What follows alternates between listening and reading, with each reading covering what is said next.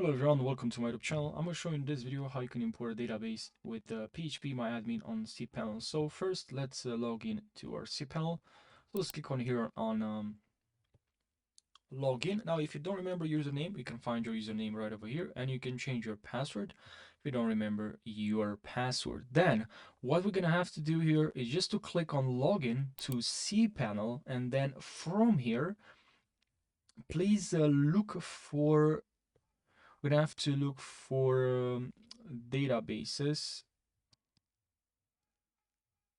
and then here please click on php my admin. Okay, so let's click on here. Now from here, make sure you just select your desired database, and we're gonna have to click on import. And now here we can just choose the file from your local device, and that's pretty much it. So I hope you found this video helpful. Subscribe for more, I really appreciate it, and share your thoughts in the comment section if you have more questions.